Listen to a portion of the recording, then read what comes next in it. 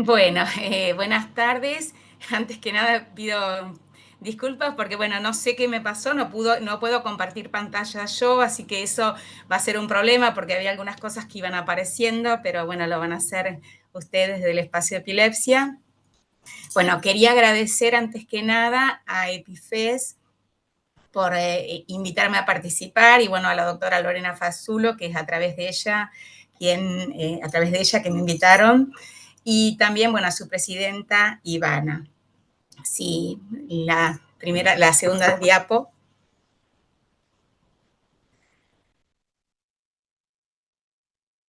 Bueno, comienzo con un interrogante, porque en realidad, ante el diagnóstico de epilepsia, lo que sucede, bueno, tanto para la persona que se le diagnostica epilepsia, como para su familia, mucha incertidumbre y muchos interrogantes en relación a qué va a pasar, voy a poder estudiar, no voy a poder estudiar, voy a poder tener una vida plena, una vida feliz.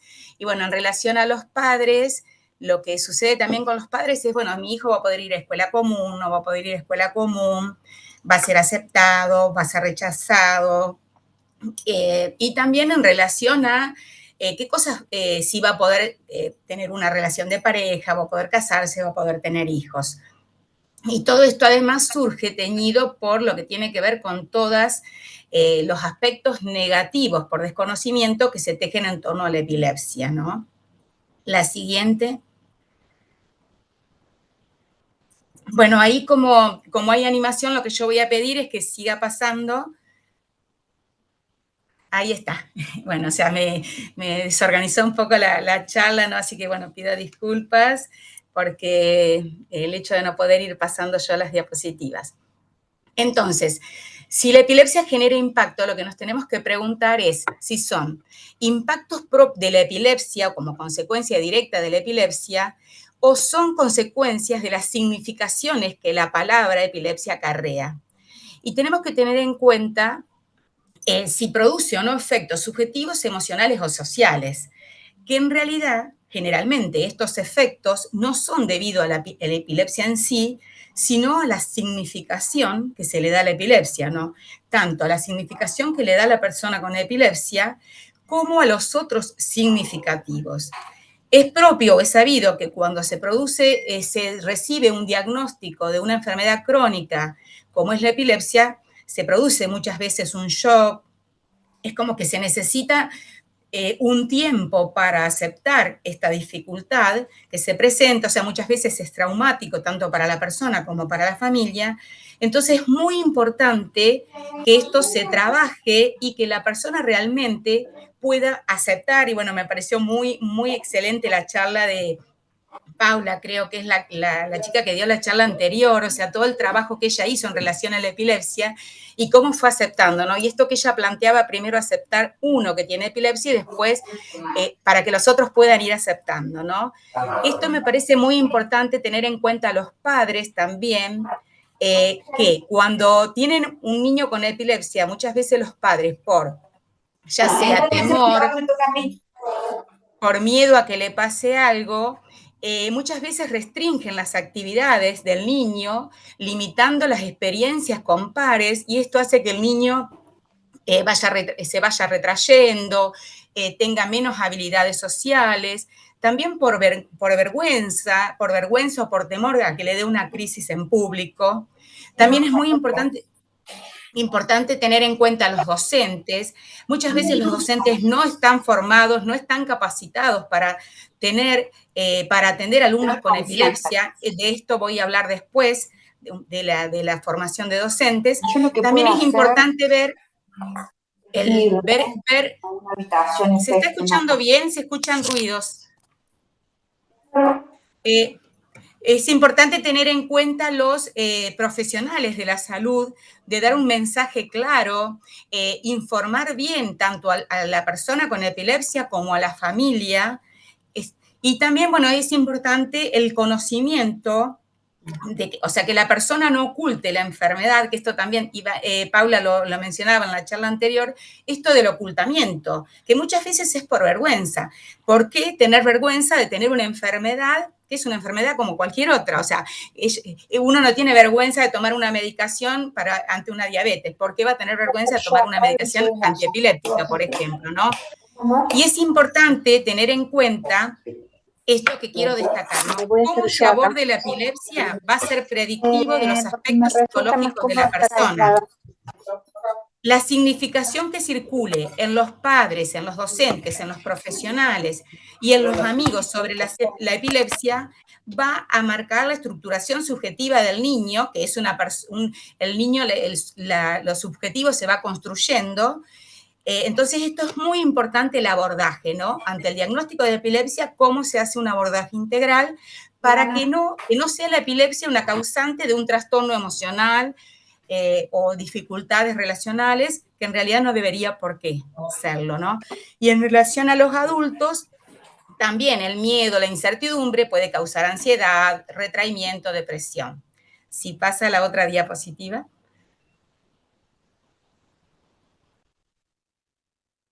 Doc, a usted se le escucha bien. Eso sí, Mandy, no sé si estás, por favor, apagar el micrófono.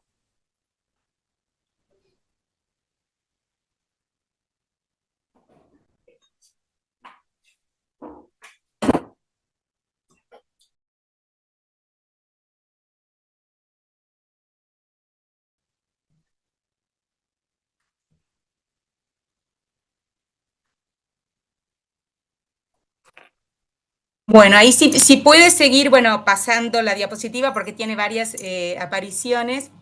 Bueno, ahí hay un ejemplo concreto de las barreras sociales. La primera, muy visible, que esto no solamente, esto es para personas que puedan tener alguna dificultad, como una mamá con un changuito, una persona mayor, una persona en silla de rueda. Las barreras sociales, que de esto, bueno, también habló muy lindo la arquitecta, muy interesante la charla. Después también las barreras invisibles, que creo que acá son las más complejas y a veces más difíciles de abordar, que tienen que ver con los estereotipos, las creencias erróneas que tenemos en relación, en este caso, a la epilepsia, el desconocimiento. Y después lo importante es poder identificar estas barreras, poder abordarlas y poder derribarlas. Si sigue pasando la otra diapositiva. Bueno, y ahí les iba a mostrar, no, la anterior.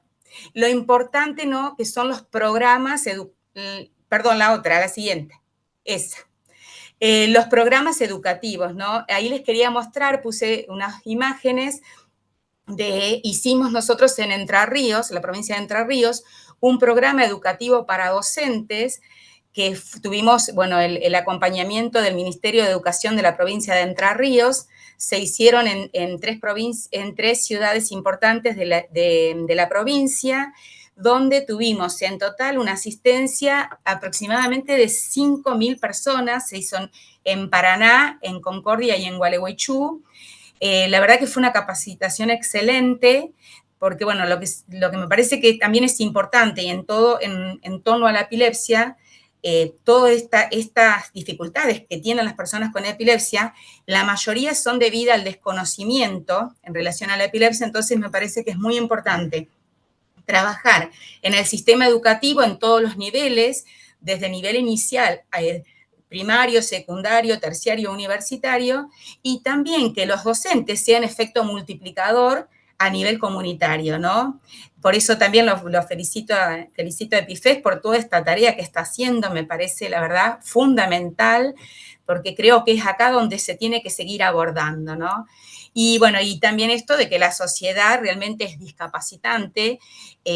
Ha pasado pacientes que me dicen, bueno, en la escuela me han dicho, bueno, no puede venir hasta tanto no tenga más crisis. O sea, se está privando a un niño de algo tan básico como es el derecho a la educación. O sea, y esto realmente yo creo que muchas veces no es que sea mala voluntad, sino desconocimiento. Por eso me parece fundamental seguir realizando este trabajo que están haciendo ustedes y que creo que todos los involucrados en la temática seguimos haciendo. La siguiente.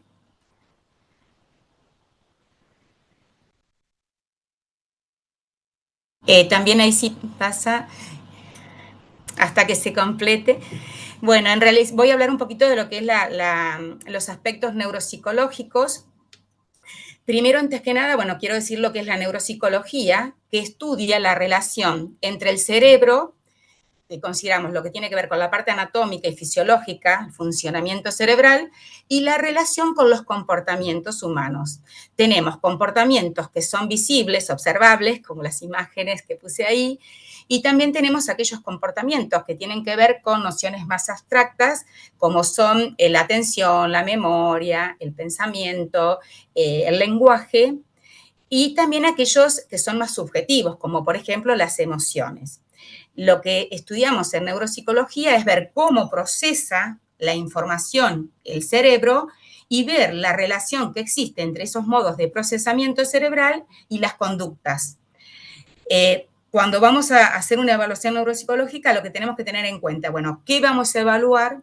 ¿Cómo vamos a evaluar? ¿Y con qué vamos a evaluar? Bueno, comenzamos primeramente con una entrevista, que es importante. Si es el niño, bueno, entrevista a padres, pero también es importante entrevistar al niño, bueno, o al adolescente o al adulto, ¿no? Es muy importante entrevistar a la persona con epilepsia. Después, bueno, aplicamos técnicas estandarizadas para cada edad, cuestionarios, escalas, y lo que es también fundamental tener en cuenta es la observación clínica. La siguiente.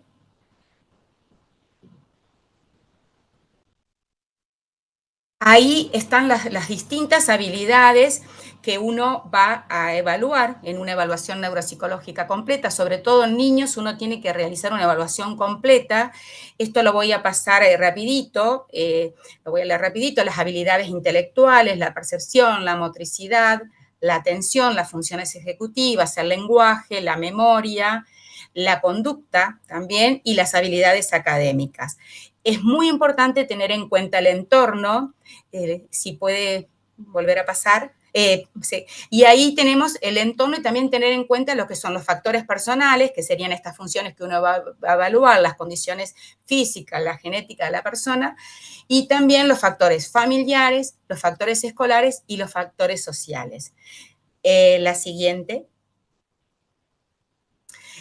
¿Para qué? ¿Cuál sería el valor de una evaluación neuropsicológica? En general, el valor es diagnóstico, es para realizar orientación terapéutica, para poder efectuar un plan de intervención si es necesario, acorde a las fortalezas y debilidades de esa persona, para orientar a las familias, fundamental también es para el asesoramiento escolar, si es necesario, si esa persona presenta algunas dificultades escolares, para control evolutivo y para investigación.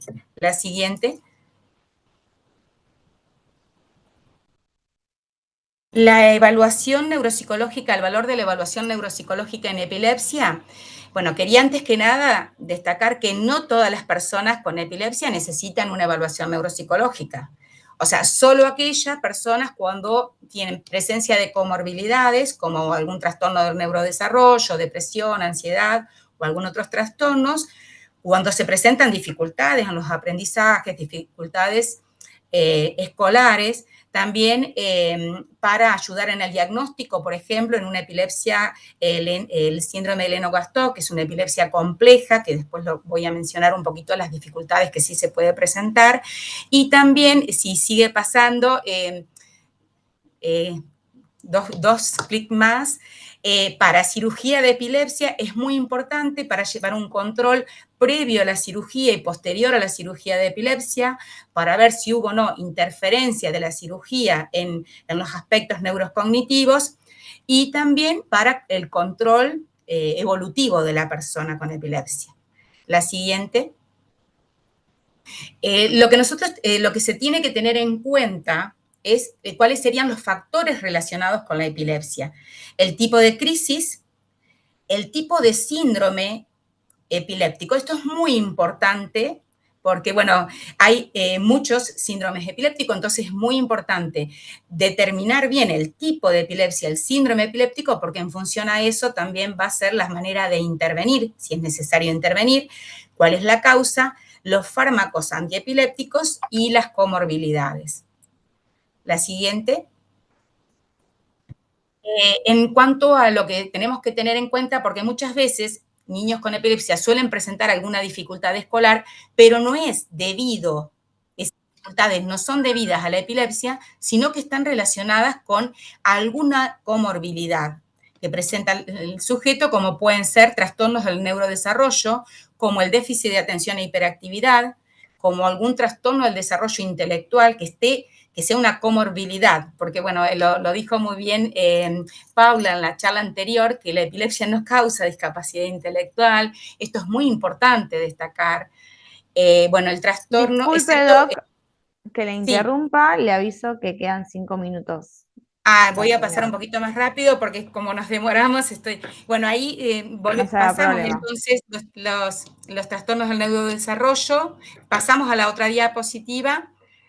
Seguimos pasando, ahí sigo con preguntas. O sea, bueno, pregunto, ¿la epilepsia sí o sí está relacionada con dificultades de aprendizaje y conductuales? Seguimos. Esto es una pregunta, ¿no? Si se dan dificultades, tienen que ver con dificultades que no son directas de la epilepsia o causa de la epilepsia. Si se dan comorbilidades, también puede ver algunas dificultades en relación al uso de fármacos antiepilépticos que por ahí pueden causar una cierta somnolencia, un enlentecimiento en, por ejemplo, la velocidad de procesamiento. Y el tipo de epilepsia y síndrome epiléptico, que ahí voy en la siguiente diapositiva, voy a comentar un poquito. La mayoría de los síndromes epilépticos en la infancia son epilepsia benigna o autolimitada de la niñez, que surgen en la niñez y desaparecen con el desarrollo y no causan ninguna dificultad en los aspectos neurocognitivos.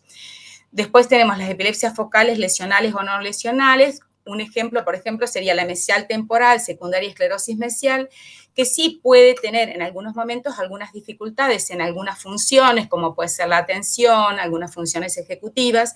Por eso es muy importante realizar un buen diagnóstico y un buen tratamiento farmacológico, o en este caso un tratamiento quirúrgico para evitar el deterioro en la persona.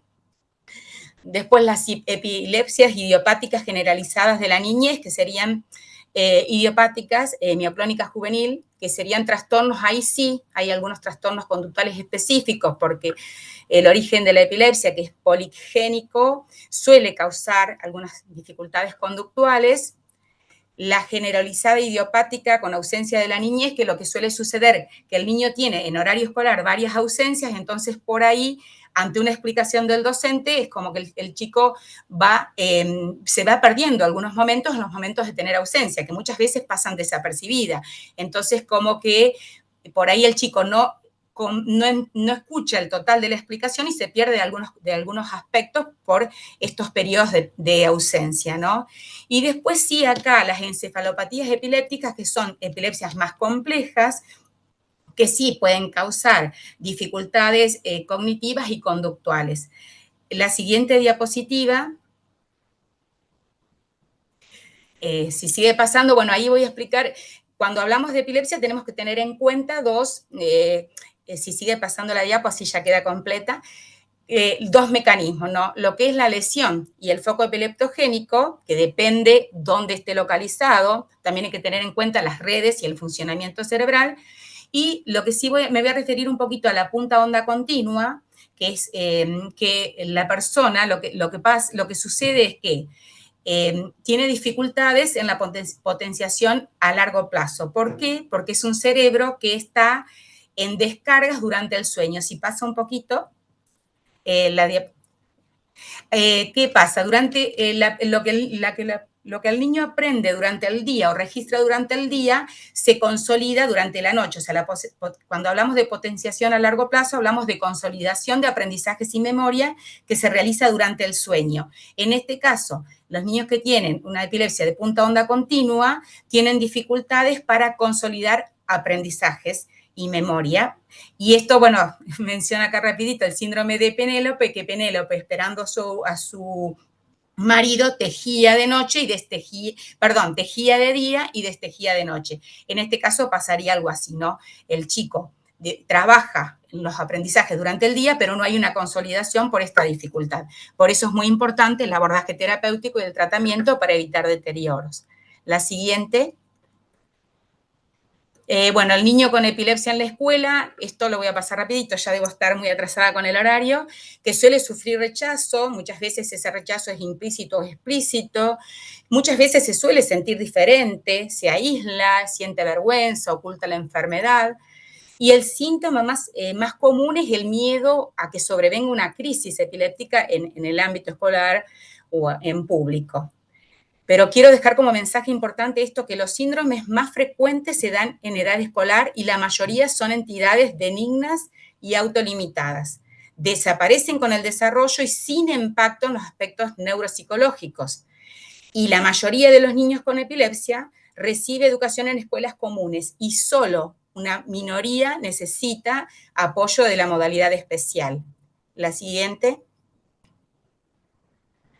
Bueno, es muy importante el rol de los docentes, es tener una actitud positiva hacia la epilepsia, conocer sobre la epilepsia porque es importante que sepan qué es la epilepsia y cómo intervenir ante una crisis. Es importante también que el grupo sepa si tiene un compañero con epilepsia. Se pueden hacer cosas tan simples como, por ejemplo, poner láminas, también saber poner una lámina en cómo se tiene que manejar ante una crisis.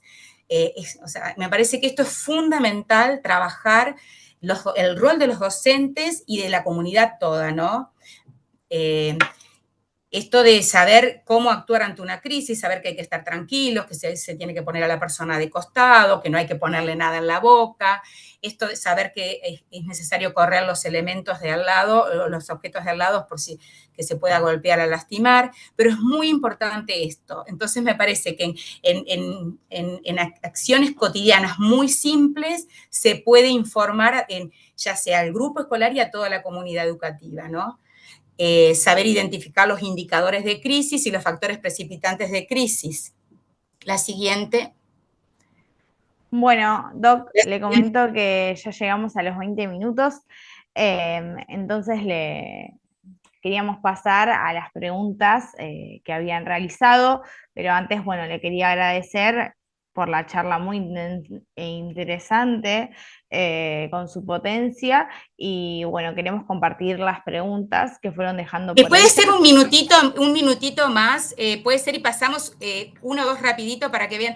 Acá yo lo que quería destacar Bueno, es que vale. no hay que, la escuela no tiene que pronosticar o predecir el éxito o el fracaso del alumno por predisposiciones genéticas o algún diagnóstico determinado. Eso es fundamental, porque muchas veces dice, tiene tal cosa, no va a poder tal otra. Entonces eso me parece importante. Y hay una foto última que son personalidades destacadas de epilepsia, que me parece esto importante también para alentar a todas las personas con epilepsia, si pasan la diapositiva, alentar a tener una buena calidad de vida, a que se conozca sobre la epilepsia, que haya una aceptación primero personal y después trabajar para una aceptación en el ámbito educativo, en la comunidad, en todos los aspectos. Si pasa la última, ahí en la foto de personalidades destacadas de los distintos ámbitos con epilepsia. Y bueno, muchísimas gracias, pido disculpas porque, bueno, esto de que no podía compartir pantalla me demoró y además, bueno, me puse un poquito de nervios. Ahí están las personalidades destacadas de epilepsia de los distintos ámbitos políticos, escritores, científicos, religiosos, deportistas, músicos. Así que, bueno, muchísimas gracias por la participación, por la posibilidad de participación. Muchísimas gracias a vos, doctora. La realidad es que fue muy interesante. Si estuvo nerviosa, no se notó. Así que muchas gracias. Bueno, lo que sí le quería compartir, una de las preguntas que hicieron, que en lo que respecta a habilidades neurocognitivas, ¿qué sugiere ante dificultades en la memoria y su gran frecuencia? ¿Cómo se interviene en esos casos? Bueno, lo importante primero es hacer una buena evaluación y ver qué dificultades presenta, ¿no? Y también qué tipo de memoria, si es memoria verbal, si es memoria visual, si es memoria a corto plazo, memoria a largo plazo. Eso es muy importante ver, hacer primero una evaluación neuropsicológica. También ver qué diagnóstico epiléptico tiene, qué síndrome epiléptico tiene, porque en función a eso también va a ser el abordaje, ¿no? Esto también en la última diapositiva que yo no los dije, que es muy importante que haya un diagnóstico temprano de la epilepsia, que haya un correcto diagnóstico, porque hay diferentes tipos de epilepsia, porque en función a ese correcto diagnóstico va a ser también utilizar un correcto tratamiento farmacológico, ¿no? Porque muchas veces un mal uso de los fármacos puede producir o alterar o producir deterioro, ¿no? Entonces, por eso es tan importante el diagnóstico y el correcto tratamiento y la intervención temprana, ¿no? Pero bueno, en relación a la memoria es esto, primero hacer una buena evaluación, ver qué es lo que le está pasando y en función a eso organizar un plan de tratamiento, ¿no? Sí, tal cual, muchas gracias. También quería agradecerle porque la última parte usted hablaba sobre las maestras, sobre lo que deberían saber y es una de las preguntas que habían hecho, así que ya en sí ya la contestó, ¿no? Como esto de que se tienen que informar y saber para poder Sí, por actuar. ahí, esa parte también, bueno, se pasó muy rapidito, pero sí, en realidad es muy importante el conocimiento de los docentes. Primero, bueno, esta actitud positiva, ¿no? Y entender que no, o sea, todos son alumnos, cada uno con su singularidad y su particularidad, entonces tiene que prepararse tanto el docente como la escuela para atender a todos sus alumnos y con todas sus singularidades. Entonces hay que conocer al respecto, ¿no? Y me parece eso fundamental, la formación docente y la formación comunitaria. Eso me parece que es muy importante. Y seguir trabajando, que es lo que ustedes también están haciendo, que felicitaciones por todo el trabajo que hacen. No, felicitaciones a vos. Si quieren acceder, por ejemplo, al libro que mostré, no está el libro físico, pero se puede acceder virtualmente, así que yo le podría compartir después a Ivana para quien le interese lo pueda tener. Está Perfecto. digitalizado. Estaría buenísimo. Muchas gracias por ese acceso a esa información. Bueno, nuevamente, muchas gracias, doctora. La verdad que fue muy interesante por todo lo que nos compartiste en este espacio.